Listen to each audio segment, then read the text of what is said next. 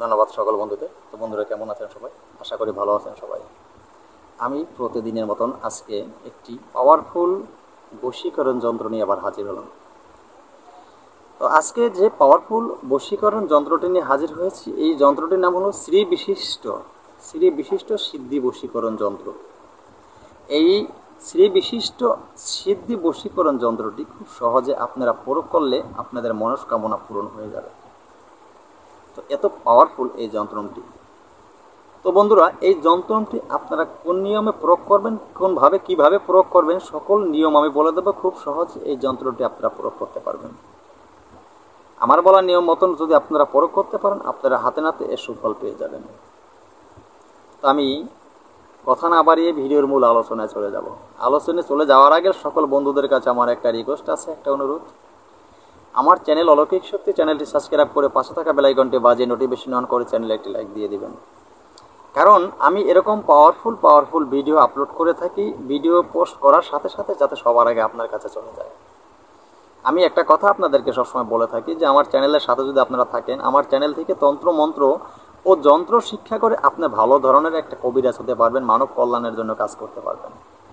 দেখেন, মানব কল্যাণের জন্য কাজ করা ভালো। আপনি মানুষের উপকার করবেন, আপনার উপকার সৃষ্টিকর্তা করবে। তো বন্ধুরা, এই পাওয়ারফুল যন্ত্রটি কোন নিয়মে আপনারা অঙ্কন করবেন, কিভাবে ব্যবহার করবেন, সম্পূর্ণ আমি প্রয়োগ বিধি বলে দেব।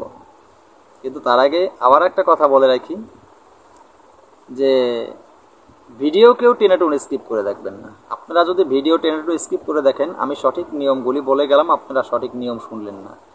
আপনারা ভুল নিয়ম শুনে ভুলভাবে যন্ত্র কষ্ট করে প্রয়োগ করলেন, কোনো কাজে আসে না। তখন বলবেন যে গুরুজি মন্ত্র তন্ত্র যন্ত্র দিয়েছেন, কোনো কাজে আসে না। আসলে বিষয়টা হলো আপনি ভুল নিয়মে কাজ করেছেন, আপনি ভিডিও স্কিপ করে দেখেছেন, তাই আপনি ভুলভাবে প্রয়োগ করেছেন, আপনার বিদায় কোনো কাজে আসে না। আপনি সঠিক নিয়মে কাজ করলে আপনি কাজ পাবেন।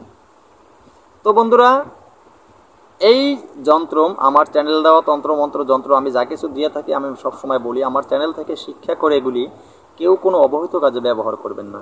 আপনারা যদি অবহিত কাজে ব্যবহার করে নিজে ব্যর্থ হয়ে যান বা বিপদে পড়েন, আমি আমার চ্যানেল কর্তৃপক্ষ দায়ী থাকিব না।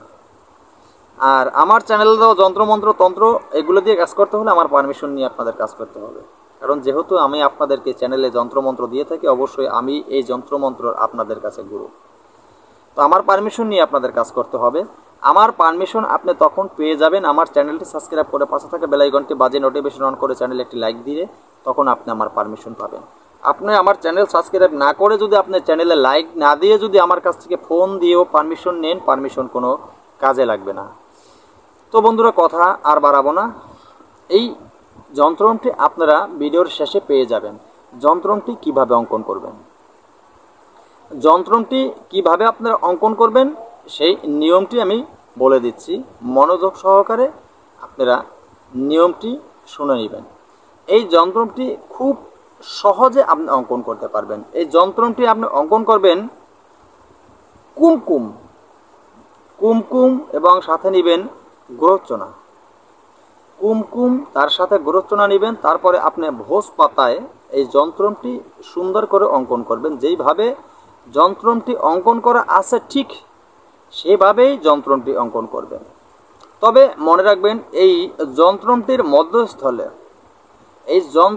মধ্যস্থলে আপনি ওই কাঙ্ক্ষিত ব্যক্তির নাম, আপনি যাকে বশীকরণ করতে চান সেই ব্যক্তির নাম কিন্তু আপনার লিখতে হবে।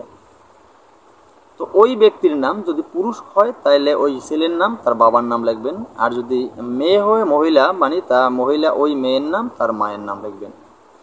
তো এইভাবে আপনার যন্ত্রটি যখন আপনার লেখা হয়ে যাবে, লেখা হয়ে গেলে এরপরে আপনি এই যন্ত্রটিকে সুন্দর করে তামার মাদলিতে আপনি ভরবেন। কিন্তু মাদলিতে যখন আপনি ভরবেন, এই মাদলির মুখ কাঁচা মোম দিয়ে বন্ধ করবেন, না হয়তো মাটি গুঁড়ো আছে সেটার সাথে সর্ষের তেল নিয়ে মিশ্রণ করে শক্ত করে তা দিয়ে মাদলির মুখ বন্ধ করবেন। তো বন্ধুরা, এই পুরো যন্ত্রটি আপনি বন্ধ করা হয়ে গেল। তারপরে আপনি এটা ব্যবহার করবেন। কোথায় ব্যবহার করবেন বলে দিচ্ছি, তার আগে বলে রাখি এই সম্পূর্ণ কাজ আপনার উত্তরমুখী হয়ে বসে করতে হবে এবং আসনে আগরবাতি মোমেরবাতি জ্বালিয়ে নেবেন এবং কি আপনি পবিত্র হয়ে পবিত্র আসনে বসে কাজ করবেন। এক মনে কাজ করবেন, একাগ্রতার সাথে কাজ করলেই আপনি কাজ পাবেন। তো এই যন্ত্রটি আপনারা ধারণ করবেন, যদি আপনি মহিলা হয়ে থাকেন তাহলে আপনি বাম হাতে ধারণ করবেন, আর যদি পুরুষ হয়ে থাকেন ডান হাতে ধারণ করবেন। তো এই আপনাদের প্রয়োগবিধি ছিল। এই প্রয়োগবিধি মতন আমার বলা নিয়ম মতন কাজ করতে পারলে আপনারা এর হাতে নাতে ফল পেয়ে যাবেন। তো বন্ধুরা, আজকের মতো ভিডিওটি এখানেই শেষ করি। নতুন কোনো ভিডিও নিয়ে আসার আগ পর্যন্ত সকলে ভালো থাকবেন। ধন্যবাদ সবাইকে।